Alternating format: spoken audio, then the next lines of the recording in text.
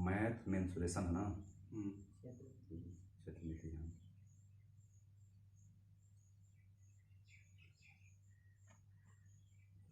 Math से संबंधित आज के इस वीडियो में हम क्षेत्रमिति से संबंधित, जैसा कि आप जानते हैं कि पीछे कुछ वीडियो जारी हुए हैं जिसमें क्षेत्रमिति में आयत और वर्ग यही कर चुके हैं ना हम।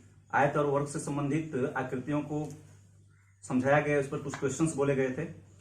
आज हम कोशिश करेंगे कि त्रिभुज, वृत्त और अर्धवृत्त इसमें हो जाएं और इनसे संबंधित कुछ क्वेश्चंस भी हो जाएं, जितनी वैरायटी हो सके। त्रिभुज, वृत्त और अर्धवृत्त। तो पहले हम देखते हैं त्रिभुज। इसमें जब हम बनाते हैं तो कई तरह के क्वेश्चंस इस पर आते हैं, लेकिन ज्यादा तौर से कुछ और क्वेश्चंस हैं जो कि ज्यामिति में हमें पढ़ने होते हैं। तो एक अलग चैप्टर रहेगा जब हम पढ़ेंगे। हम अभी क्षेत्रमिति से संबंधित, तो इसका मतलब इसके क्षेत्रफल आदि से ही संबंधित, क्षेत्रफल हो, परिमिति हो, आधार हो, ऊंचाई हो, इससे संबंधित ही क्वेश्चंस इसमें हम पढ़ेंगे। त्रिभुज कई तरह के होते हैं, ये समझ सकते हैं। इसमें अगर क्षेत्रफल की हम बात करें तो कई तरह का क्षेत्रफल होता है। 1/2 बोलते जाओ भाई। आधार गुणे ऊंचाई। इसमें तभी ये सूत्र लगा पाएंगे जब आपको आधार और ऊंचाई पता हो, और ऊंचाई मतलब ये चीज आपको लंबवत ऊंचाई से मतलब होता है, ये पता हो तब इसको लगा पाएंगे। अगर ये नहीं है तो और क्षेत्रफल कुछ और बताएं। ठीक है, अगर विषम बाहु का होता है तो यहां पर रूट में इससे यहां पर क्षेत्रफल ले सकते हैं एस ए, फिर एस माइनस बी और एस माइनस सी, जहां ए बी सी क्या है, जहां ए बी सी क्या है, त्रिभुज की तीनों भुजाएं हैं। जहां ए बी सी त्रिभुज की तीनों भुजाएं हैं, और एस क्या है, बिल्कुल यहां लिख सकते हैं आप, जहां एस बराबर अर्ध परिमाप है, अर्ध परिमाप, और ए बी सी उसकी भुजाएं हो गई। ठीक, और बता सकते हैं आप अगर समबाहु त्रिभुज है तो, ठीक है, अगर समबाहु त्रिभुज है, यस निकालने के लिए बता दीजिए। अर्ध परिमाप है तो लोग जानते हैं a प्लस बी प्लस सी बटा में 2, हालांकि लिख दे रहा हूं, या इस बराबर लिख सकते हैं कि a प्लस बी प्लस सी बटा में 2।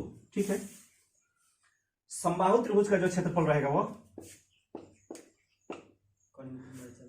ठीक, रूट में 3, रूट 3/4, इसके बाद भुजा स्क्वायर लिख सकते हैं यहां, या एक्स स्क्वायर लिख सकते हैं। समबाहु त्रिभुज का क्षेत्रफल मुख्यतः इन्हीं पर आपको क्वेश्चन रहते हैं। इसके बाद इसका परिमाप, परिमाप किसी का रहेगा तो बात ये तीनों भुजाओं का योग, इसलिए परिमाप को लिखना जरूरी नहीं है, फिर भी लिख दीजिए। परिमाप जो है इसमें तीनों भुजाओं का योग लिख दीजिए। क्यों ऐसे लिखना ठीक रहेगा, क्योंकि भुजाएं हो सकता है कई तरह के, हो सकता है कि अगर समबाहु त्रिभुज हो तो 3 गुणे भुजा कर सकते हैं, विषम बाहु त्रिभुज हो ये सब कर सकते हैं। हालांकि ज्यामिति का एक क्वेश्चन है जो इसमें भी कभी कभी आपको ध्यान देना चाहिए कि त्रिभुज कब बनेगा, जब दो भुजाओं का योग तीसरी भुजा से बड़ा हो, तभी आप बना पाएंगे, और नहीं बराबर हो जाता है तो 0 क्षेत्रफल का हो जाता है, वो सब अलग की बात है। इसमें बहुत सारे क्वेश्चंस हैं। सामान्यतः कुछ क्वेश्चंस मैं बोलते जा रहा हूं। अगर किसी त्रिभुज का क्षेत्रफल जो है वो 24 कड़ी में 3 है, 24 कड़ी में 3, और वो समबाहु त्रिभुज है, तो परिमाप कितना होगा? 12।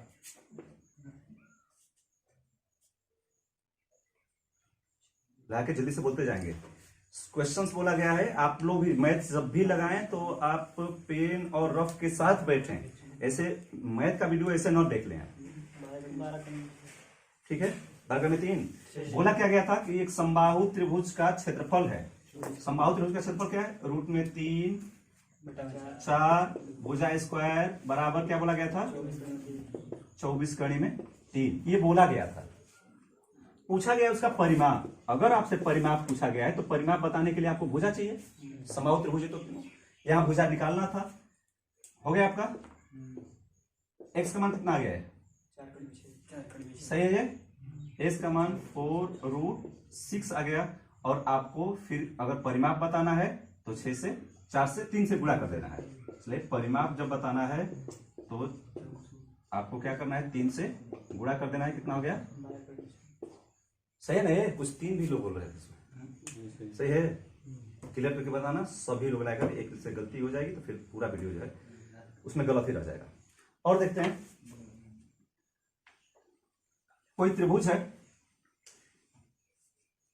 जिसकी भुजाएं क्रमशः 5, 7 और 13 है। 5, 7, 13। उसका क्षेत्रफल कितना होगा? 35 पहले कुछ ध्यान दे दीजिए उसमें। कैसा त्रिभुज होगा? तो ये बन जाएगा। नहीं बनेगा, नहीं। तो पहले बात उसी लिए बोला गया था। ऐसे ही ध्यान देना चाहिए आपको कि ये त्रिभुज जो है नहीं बन पाएगा। क्यों नहीं बन पाएगा? 12 हो जाएगा। 12 एक बोला गया था दोनों का योग, और तीसरे को बोल दिया गया था 13, इसलिए ये त्रिभुज नहीं बन पाएगा। ठीक, दूसरा देखते हैं। मान लीजिए एक त्रिभुज जिसकी भुजाएं 6, 8 और 10 हैं। किस तरह का त्रिभुज होगा? समद्विबाहु नहीं, विषमबाहु समकोण त्रिभुज हो रहा है। विषमबाहु समकोण त्रिभुज। ठीक, तो समकोण त्रिभुज का क्षेत्रफल कितना होता है? ठीक है, समकोण त्रिभुज का क्षेत्रफल भी यही कर सकते हैं, 1/2 आधार गुणे ऊंचाई। ये त्रिभुज सामान्य त्रिभुज का क्षेत्रफल है या समकोण त्रिभुज का क्षेत्रफल है, इसमें कोई दिक्कत नहीं है। अगर एक त्रिभुज जिसका लंबवत ऊंचाई 14 है और उसका विकर्ण 48 है, क्षेत्रफल कितना होगा? लंबवत ऊंचाई 14 है, विकर्ण 48 है, क्षेत्रफल बताना है। 50 है, विकर्ण 50, सॉरी विकर्ण जो है 50 करना नहीं तो नहीं रहेगा। हाँ, विकर्ण 50 है, लंबवत ऊंचाई 14 है, उसका क्षेत्रफल बताना है।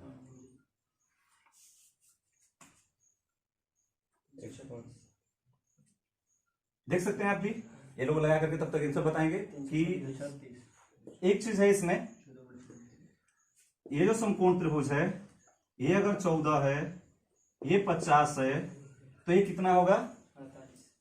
48 होगा। क्लियर? क्योंकि आप 7, 24, 25 का जो राइट एंगल ट्रायंगल जो होता है उसका ट्रिक आप देखे हैं। तो अगर ये होता है तो ये आप लिख सकते हैं 24, 14, 48, 50 लिख सकते थे आप। यही चीज हो गया, तो ये मिल गया आपको। क्योंकि आपको समकोण त्रिभुज के लिए लगाना क्या था? 1/2 आधार गुणे ऊंचाई। आधार कितना हो गया? और ऊंचाई कितना था? ये आपका आंसर हो गया। निकाल लेंगे आप। कितना आया है? 336। बोलते जाओ जोर से। 336। फिर से, अगर किसी समबाहु त्रिभुज का परिमाप अगर 24 है तो उसकी ऊंचाई बताइए। हाँ, 4×3 सही है। समबाहु त्रिभुज की ऊंचाई यहां पर लिख दे रहा हूं पहले। समबाहु त्रिभुज की ऊंचाई, ऊंचाई कहने का मतलब लंबवत ऊंचाई है ये, h ऊंचाई लिख दे रहा हूं यहां। कितना होगा ये? सूत्र क्या होता है इसका? ठीक, भुजा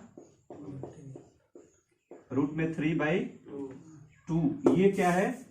इसकी ऊंचाई है। ऊंचाई ये समझ सकते हैं। मान लीजिए समबाहु त्रिभुज है तो इसकी ये लंबवत ऊंचाई का सूत्र है। अगर आपको भुजा मालूम है तो ऐसे आप निकाल लेंगे। लेकिन कभी कभी ये भी देता है, आप इसमें और भी आगे जाकर के पढ़ेंगे, बल्कि इसी में आप क्वेश्चंस लगाएंगे आगे जाकर के, कि अगर उसके हम अंतःवृत्त या बाह्य वृत्त का क्षेत्रफल निकालना चाहते हैं तो उसके लिए त्रिज्या की जरूरत पड़ेगी। तो मैं लिख रहा हूं यहां समबाहु त्रिभुज की अंतःवृत्त की त्रिज्या, अंतःवृत्त की त्रिज्या, इसका सूत्र क्या होगा? ठीक है। अब ये बात यहां पर ध्यान रखें आप कि यहां जो ये अंतःवृत्त हो गया, अगर इसे लगाएं तो, और ये बाह्य वृत्त हो गया। अंतःवृत्त जो है ये पूरी ऊंचाई का वृत्त का जो त्रिज्या है वो 1 2 3 3 भागों में हो जा रहा है। इसलिए अगर ऊंचाई आपका वह था तो उसमें 3 बटा में और कर देंगे तो क्या हो जाएगा, अंतःवृत्त की त्रिज्या हो जाएगी।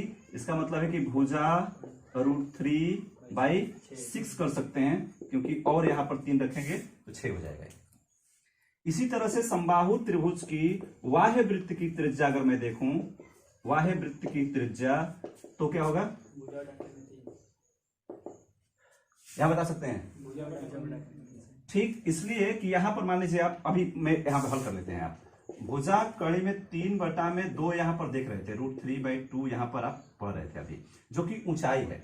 बाह्य वृत्त की जो त्रिज्या देख रहे हैं, अगर देखो इसको आप ओ मानते हैं, इसको आप सेंटर मानते हैं, तो बाह्य वृत्त की त्रिज्या क्या हो गई, ये हो गई। इसमें से 1 भाग निकाल दिए, क्या बचा है, 2 भाग बचा है। तो अभी इसमें क्या करेंगे, 2/3 का गुणा। बिल्कुल, इसमें 2/3 का गुणा कर देंगे, यही हल कर लेंगे। कितना आया है, √3/3 हो जाएगा। भुजा बटा कड़ी में 3।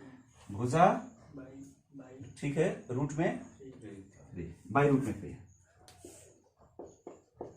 भुजा बटा रूट में 3। ये बात देखेंगे, ये भी बहुत काम आते हैं। अगर कुछ सवाल है यहां पर कि अगर एक त्रिभुज की बाह्य वृत्त का क्षेत्रफल, बाह्य वृत्त है, बाह्य वृत्त का क्षेत्रफल 616 है, समबाहु त्रिभुज है, बाह्य वृत्त का क्षेत्रफल 616 है, तो उसके अंतःवृत्त का क्षेत्रफल कितना होगा, नहीं, ध्यान रखें आप। बाह्य वृत्त का क्षेत्रफल 616 है, अंतःवृत्त का क्षेत्रफल बताना है। 616 तो उसका बड़े का हो जाएगा, 154 सही है। ठीक, आप क्या समझ रहे हैं इसमें कि त्रिज्या उसकी आधी हो जाएगी। त्रिज्या क्या हो रही है, ध्यान रखें, यहाँ सवाल में कोई दम नहीं था, अगर आप समझ पाए होंगे तो। अगर बाह्य वृत्त का क्षेत्रफल ये 616 आप देख रहे हैं, जबकि इसकी त्रिज्या क्या है, बाह्य वृत्त का अगर यहाँ पर x है तो x/2 है, उसकी त्रिज्या आधा हो ही रही है, 1 भाग a है, 2 भाग वो है। तो ये आप समझ पा रहे हो कि 616 जब आता है तो क्षेत्रफल 14 का, ठीक। और अगर इसका आधा करते हैं, त्रिज्या मतलब उसको 14 मिलती है, तो 7 होगा। 7 का कितना मिलता है, 100। ठीक है, अभी हम लोग देखेंगे उस बात को भी थोड़ी देर बाद, जब वृत्त हम लोग पढ़ेंगे तब, क्योंकि एक ही में पढ़ना है इन सभी को, इसलिए थोड़ा थोड़ा सा आप देख ले रहे हैं। फिर इसको छोड़ देते हैं, बल्कि पर बहुत सारी सवालें हैं, जब हम क्वेश्चंस लेंगे अलग अलग से तो उस पर देखेंगे। थोड़ा सा देख लेते हैं वृत्त और अर्धवृत्त। क्वेश्चन में समझ रहा हूँ बहुत सारा क्वेश्चंस इसमें है जो कि नहीं हम लगा पा रहे हैं समय के चलते, क्योंकि इसी वीडियो में वृत्त और अर्धवृत्त भी होता है, उसको देख लेते हैं अब, इसको छोड़ के।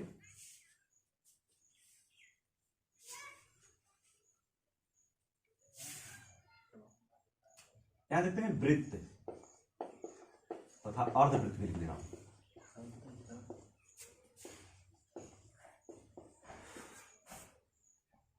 वृत्त जो सर्कल है,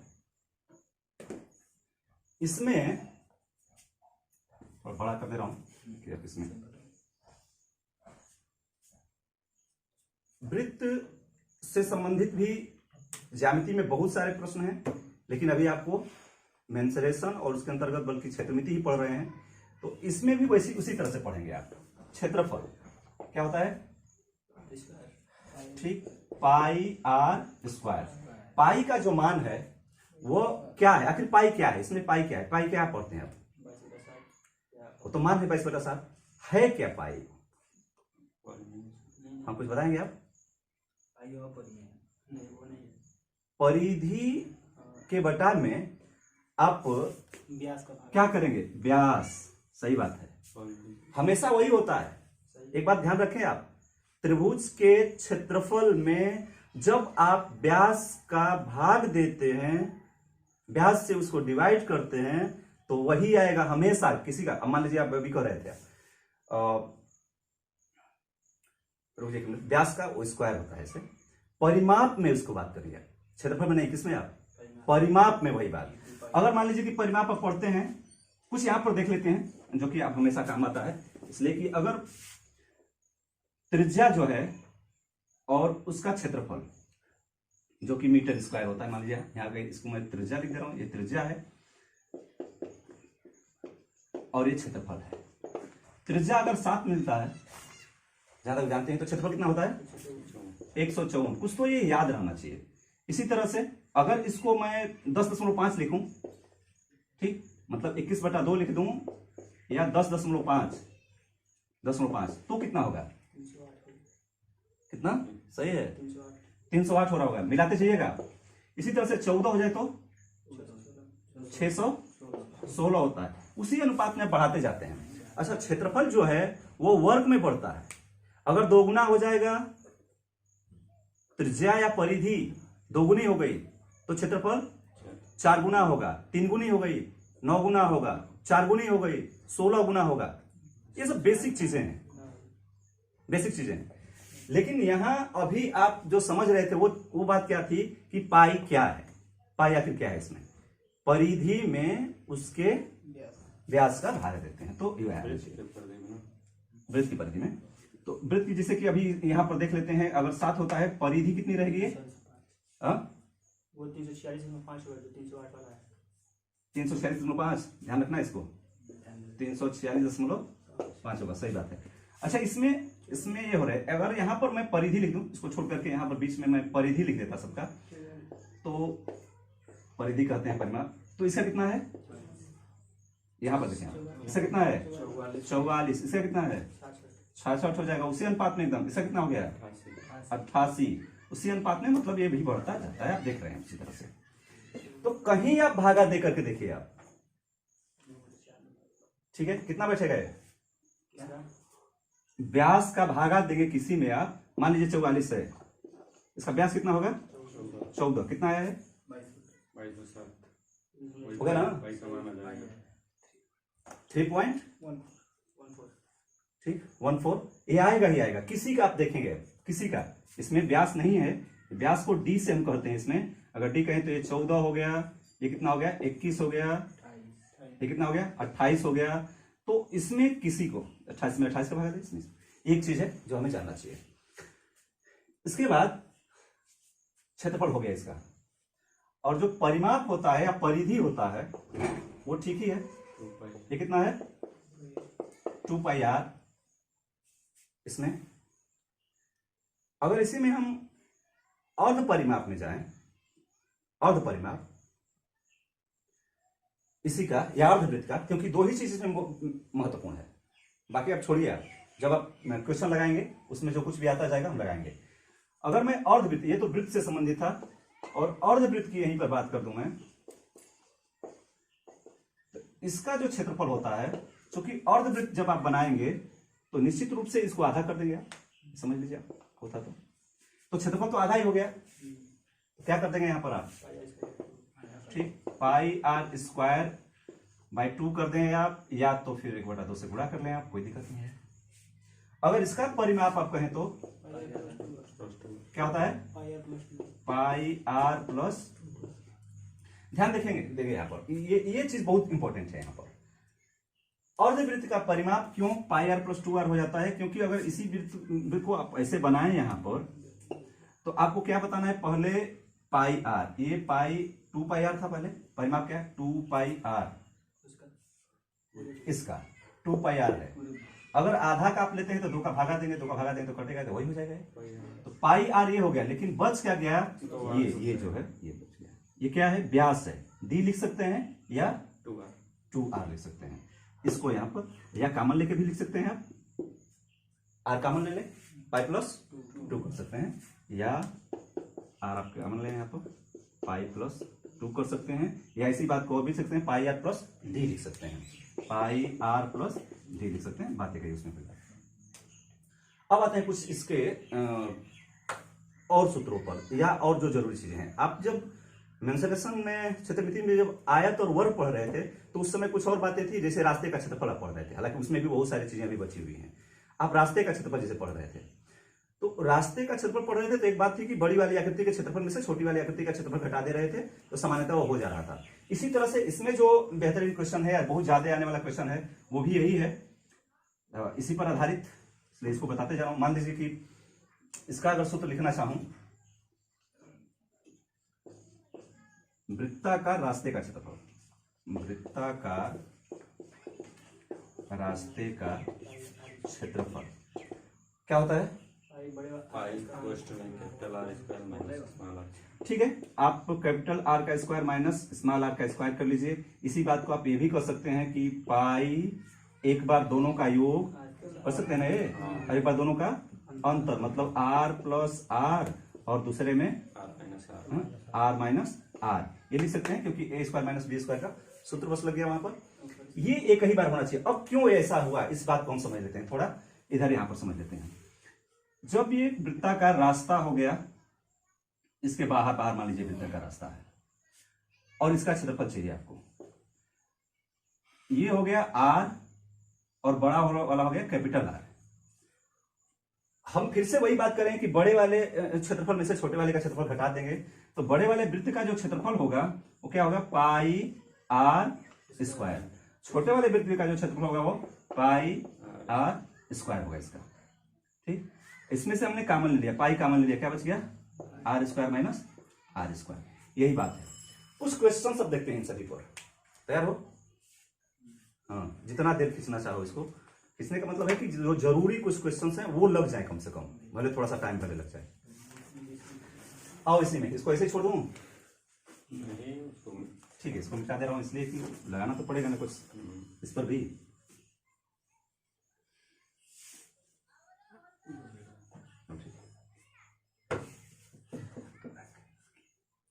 तीन वृत्त जिनकी त्रिज्याएं 14 सेंटीमीटर की हैं, त्रिज्याएं हैं 14 सेंटीमीटर की ना, एक दूसरे से सटे हुए हैं और उनसे घिरे इस भाग का क्षेत्रफल बताइए। तेज करते जाते हैं, अभी समझते रहिए। तीन वृत्त हैं, इनकी त्रिज्याएं 14 है। हाँ, मुझे लगा करके तैयार रहना है, आंसर पूछूंगा क्योंकि किताबों में नहीं है, मैं ऐसे ही पूछ रहा हूं तो फिर देखना। इसकी जब त्रिज्याएं आप मिला दे रहे हैं तीनों केंद्र बिंदुओं को, तो ये एक समबाहु त्रिभुज हो जा रहा है, क्योंकि ये सभी भुजाएं बराबर हो गई। समबाहु त्रिभुज हो जा रहा है जिसकी भुजा कितनी हुई, 28 हो गई। इसकी भुजा 28, सभी भुजाएं 28 हो गई। आप समझ रहे हैं कि इसके क्षेत्रफल में से, और ये 60-60 अंश का तीनों होगा। समबाहु त्रिभुज है तो तीनों कितना हो गया, 60-60 अंश का हो गया। तुम लगा रहे हो ना, तुम लगा के तैयार रहना। ये जो 60-60 अंश का हो गया, इसका मतलब कि पूरा सर्कल जो होता है वो 360 एंगल का होता है। होल एंगल जो होता है वो, ये जो होल एंगल बना वो 360 का है। लेकिन अगर 180 का ही हो रहा है, 60-60-60, इसका मतलब क्या है, ये हो गया हाफ। मतलब अर्धवृत्त का क्षेत्रफल अगर घटा देंगे समबाहु त्रिभुज के क्षेत्रफल में से, तो क्या बच जाएगा, यही जो छायांकित हिस्सा है वही बच जाएगा। यही आपको लगाना है। तो यहां क्या करेंगे, पहले त्रिभुज का क्षेत्रफल रूट में 3/4 भुजा स्क्वायर, मतलब 28 गुणे 28। ठीक है, सही है। और इसके बाद इसमें से क्या घटा देंगे, अर्धवृत्त का क्षेत्रफल। अर्धवृत्त का क्षेत्रफल क्या था, ठीक, पाई आर का स्क्वायर। आर का स्क्वायर मतलब आर इसका कितना है, 14, उसका वर्ग कितना हो गया, 196 बटा में 14 हो जाएगा। अच्छा ठीक है, पाई आर स्क्वायर, क्योंकि बाई 2 रहेगा 14 हाँ रहेगा, तो आप वही तो हो गया ना। आप आर स्क्वायर जब कर रहे हैं तो 14 गुणे 14 उसको कह देना था, बस यही बात थी, दूसरा कुछ बात नहीं है। पाई आर स्क्वायर 14 गुणे 14, बात वही है ना, बटा में 2। कहा उसमें कोई बात नहीं है, वो याद है तुम लोग को, इसलिए एक स्टेप छोड़ करके वहां पहुंच जा रहे हो, बस इसलिए दिक्कत है ना। आप लिख सकते थे कई बार 616 बटा 2 कर सकते थे आप, ये लगाने के लिए ऐसा लिख दिया गया। आंसर क्या आएगा इसको हल करने पर, ये हो जाएगा 196/√3 माइनस 308। सही है, ठीक है, देख लेना 196/√3 ठीक है। और आप आगे हल कर सकते हैं जहां तक हो सके ये लेकर के, और छोटा भी हो सकता था। आगे देखते हैं, अगर इसी तरह से एक और आता है, जब 4 अगर वृत्त हों, मान लीजिए एक, हाँ 7 सेंटीमीटर त्रिज्या का कर दे रहा हूं, 7 सेंटीमीटर त्रिज्या वाले 3 वृत्त, बल्कि 4 वृत्त। आपस में इसी तरह से लगे हुए हैं, तो उनके वृत्त से जो बच जा रहा है भाग, इसका क्षेत्रफल कितना होगा। ये जो हो गया, ये चारों समझिए कि बराबर हैं, और इनके बीच जो ये है इसका क्षेत्रफल कितना होगा, इस बात बताइए। और इनकी त्रिज्याएं जो है 7 हैं, 42। इन सभी की त्रिज्याएं 7 हैं। सही है। क्लियर करो, सही है। वर्ग बन जाएगा 114। हाँ, इसकी बात बस ये है कि अगर इसको हम मिलाते हैं तो ये क्या हो गया, वर्ग बन गया। अगर एक वर्ग बन गया और ये 90 डिग्री के सभी हैं तो कितना हो गया, होल एंगल हो गया, 360 का हो गया। मतलब एक वृत्त का घटाना पड़ेगा, किसमें, वर्ग के क्षेत्रफल में से। वर्ग की भुजा कितनी हो गई, 14, क्योंकि 7 अगर त्रिज्या थी, ये भी 7, ये भी 7, तो कितना हो गया कुल।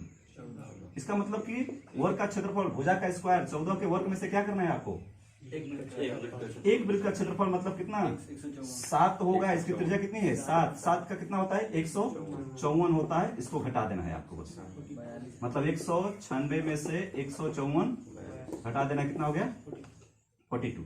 इस तरह से हो गया। और कुछ आगे देखते हैं। एक उसी अनुपात में से बढ़ते जाता है। एक वृत्त की परिधि को 4 गुना कर दिया गया, उसकी त्रिज्या कितने गुना बढ़ जाएगी, 4 गुना ही। उसी में एक वृत्त की परिधि को अगर 5 गुना कर दिया जाए तो क्षेत्रफल कितना गुना हो जाएगा, हाँ सही है, 25 गुना हो जाएगा। मतलब ये समझ लें, एक और बात आप क्लियर, कि वृत्त की त्रिज्या, व्यास, परिधि, ये सब एक ही अनुपात में बढ़ता है। तो अगर परिधि 5 गुना हो गई तो इसका मतलब भी त्रिज्या भी 5 गुना हो गया। अगर 5 गुना हो जाएगा तो उसका वर्ग होगा, क्योंकि पाई आर स्क्वायर होता है, इसलिए वो 25 गुना हो जाएगा। इसी तरह से कुछ छोटे छोटे क्वेश्चन आते हैं। अगर मान लीजिए एक वृत्त की त्रिज्या को 300% बढ़ा दिया गया, क्षेत्रफल कितना परसेंट बढ़ गया, 800% बढ़ गया, हो गया 900%। त्रिज्या को 300% बढ़ाने का अर्थ है 4 गुना कर देना, 3 और बढ़ा देना। शब्दों पर वहां ध्यान दिया जाता है कि 300% बढ़ा दिया गया कि, और 300% मतलब हो गया, 300% हो गया एक अलग बात हुई, और 300% बढ़ा दिया गया वो सब एक अलग बात हो गई। ये कुछ छोटे छोटे क्वेश्चन आते हैं। फिर इसमें देखें, एक वृत्त जिसके अंदर एक बड़ा से बड़ा समबाहु त्रिभुज, मतलब एक समबाहु त्रिभुज स्थित है, वृत्त के अंदर समबाहु त्रिभुज स्थित है। अगर समबाहु त्रिभुज का परिमाप 12 है तो वृत्त की त्रिज्या कितनी होगी, ध्यान देंगे आप। एक वृत्त जिसके अंतर्गत एक समबाहु त्रिभुज है,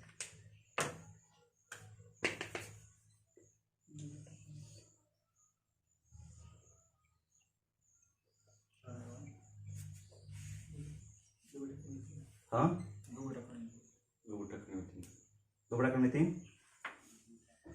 ठीक। इसको देख लेते हैं। वृत्त के अंदर समबाहु त्रिभुज है और इसके परिमाप कितना है, इसका 12 है, तो कितना हो गया, 4, और ये भी दोनों 4 हो गए। आपको क्या बताना था, वृत्त की त्रिज्या। अब आप कैसे निकालते, पहले ऊंचाई निकालते आप, और ऊंचाई में और 3 का भागा दे देते तो हो जाता है। डायरेक्ट क्या निकालना था आपको, भुजा रूट में 3, अच्छा ये अंदर वाला था, कहीं तो होता है, तो 2 बटा 3 ये कर देना है, सही हो गए। बस यही सवाल यहां पर लगा रहा था, कितना आ रहा था, 4 बटा 3। कुछ और क्वेश्चन अर्धवृत्त से संबंधित हो जा रहा था ना ये, चलो कोई बात नहीं। अगर किसी अर्धवृत्त का परिमाप, अर्धवृत्त का है 66 है, अर्धवृत्त का परिमाप है 66, उसका क्षेत्रफल क्लियर करते हैं। अर्धवृत्त का परिमाप 66 है, उसका क्षेत्रफल आप भी ध्यान रखते हैं आप, ये अर्धवृत्त हो गया। अर्धवृत्त का परिमाप जो कि आपको अभी बताया गया था, आप लोग आते रहे वहां, क्या था, पाई आर प्लस 2r, ये कितना दिया है, 66। हमें अर्धवृत्त का क्षेत्रफल बताना है। अर्धवृत्त का परिमाप हो गया है। तैयार हो, लगाए तुम लगाते रहो। पाई आर प्लस 2 आर हो गया है। इसमें क्या कॉमन ले लूं? पाई कॉमन लिया, आर कॉमन लिया इसमें, 15 22 का 7 कितना हो गया? 36 का 7 पूरा आप बता सकते हैं यहां से आर का मान, क्योंकि हल करेंगे आप, हल करते देख लेंगे। आर का मान कितना आएगा? हाँ, जो भिन्न में है उसी को बताओ। 7/36 ठीक है, ये आ रहा है। अब इसके बाद इसका क्षेत्रफल बताना है, ठीक है ना ये। अब अर्धवृत्त का क्षेत्रफल बताना है, तो क्या बताना है आपको? पाई आर स्क्वायर बटा में 2। फिर से आप उसी तरह से लिख सकते हैं, 22 बटा में 7 का पाई आर का स्क्वायर। आर ये छोटा हो जा रहा है, कितना हो जा रहा है? 77/6 और छोटा, इसको छोटा करो, 77 बटा 6। तो 77 गुणे 77 बटा में 36 फिर से हो जाएगा, पाई आर स्क्वायर हो गया है, और बटा में 2 करना है। ये आपका बड़ा भले हो जा रहा है, लेकिन क्या करना है हमें ये जानना जरूरी है। कुछ और चीजें अगर आप बताएं, आप कि एक अर्धवृत्त में बने बड़े से बड़े त्रिभुज का क्षेत्रफल बताइए अगर वृत्त की त्रिज्या x है। वृत्त की त्रिज्या है x, ध्यान रखना भैया। हाँ, बड़े से बड़े, यहां पर जो होगा बड़े से बड़े त्रिभुज का क्षेत्रफल बताना है इसके अंदर बनने वाले, जबकि इसकी त्रिज्या क्या हो गई? इसकी त्रिज्या बताई गई थी x है। क्लियर करते जाए,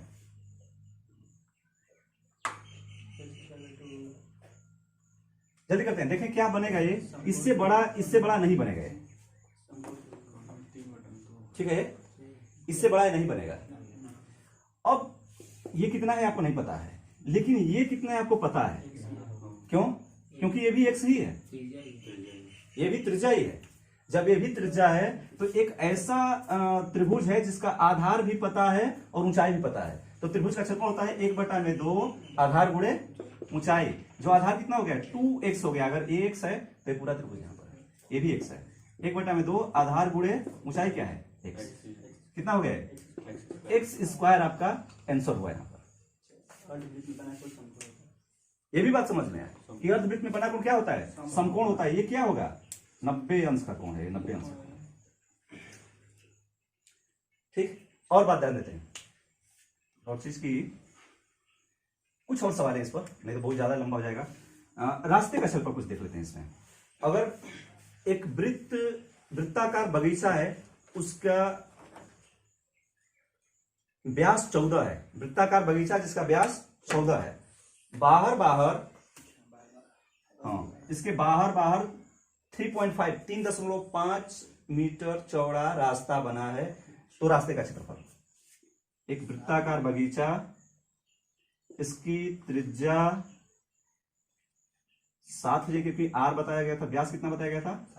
14। तो त्रिज्या इसका आर 7 हो गया। और इसके बाहर बताया गया था कि बाहर जो है 3.5 बोला गया है। 3.5 मीटर चौड़ा रास्ता है, रास्ते का क्षेत्रफल। इस रास्ते की चौड़ाई है 7.2 या 3.5। इस रास्ते का क्षेत्रफल चाहिए 602.5। ठीक, हम देखते हैं एक बार फिर से। इसका क्षेत्रफल बताने के लिए जैसे आपको बताया बड़े वाले क्षेत्रफल में से छोटे वाले का क्षेत्रफल, या यहाँ पर ये दिखाई दे रहा है, मुझे यही लग रहा है कि यही होगा। ठीक है, वही है।